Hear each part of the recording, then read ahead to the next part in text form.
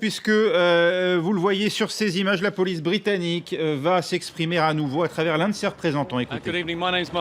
Bonsoir, je m'appelle Mark Rowley. Je suis vice-commissaire. J'aimerais m'exprimer au sujet des événements de cet après-midi et je suivrai trois axes. Ce que nous savons de l'incident, les opérations en cours et ce à quoi doit s'attendre Londres ces prochains jours. Cet incident a été classé comme incident terroriste et c'est donc bien la cellule antiterroriste qui s'en occupe. L'attaque a commencé quand une voiture a traversé le pont de Westminster, blessant un certain nombre de personnes, y compris 3 officiers de police qui revenaient d'une cérémonie de commémoration. Le véhicule a eu un accident près du Parlement et le conducteur est sorti en brandissant un couteau. 4 personnes sont décédées, à savoir l'officier de police qui gardait l'entrée au Parlement et l'attaquant présumé qui a été abattu par la police. Au moins 20 personnes ont été blessées.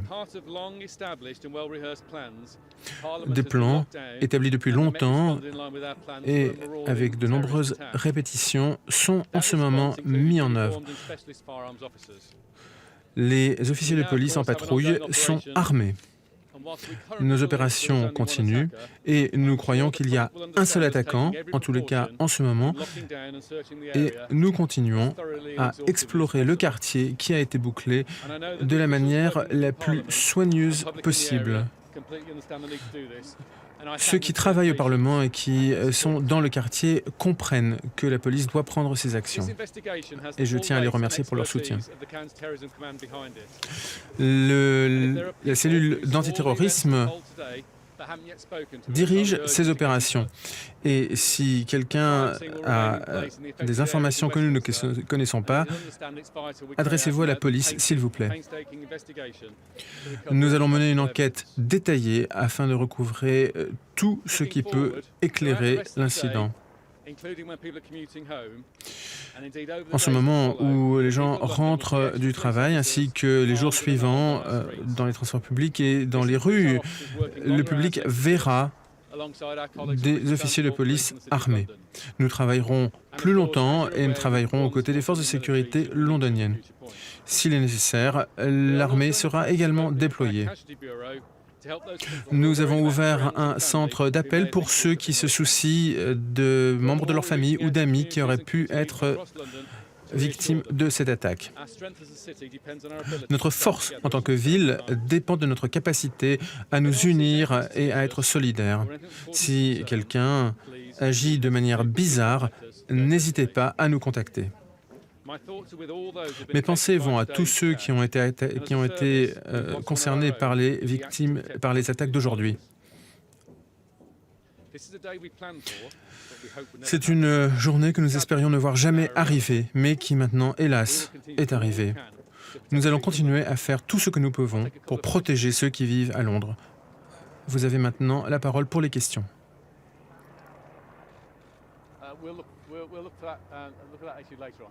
C'est quelque chose que nous examinerons plus tard.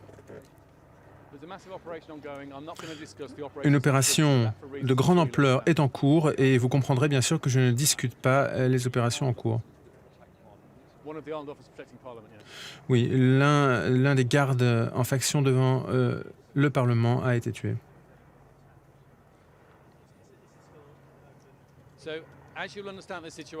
Vous le comprendrez certainement. Quand un incident aussi grave se passe, évidemment, on entend toutes sortes de récits. Nous sommes en train d'essayer d'établir les faits. À ce stade, nous estimons qu'il y avait un seul assaillant. Mais nous ne voulons pas nous appuyer sur des conclusions hâtives. C'est pourquoi nous avons bouclé le quartier afin de pouvoir atteindre une certitude complète.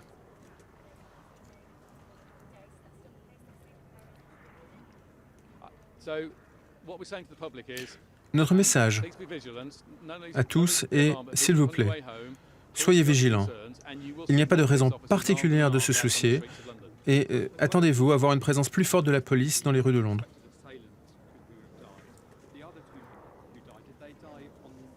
Nous ne savons aucune question, nous ne savons qu'une des victimes est donc un officier de police. Il y a 2 autres victimes lors de l'attaque du pont.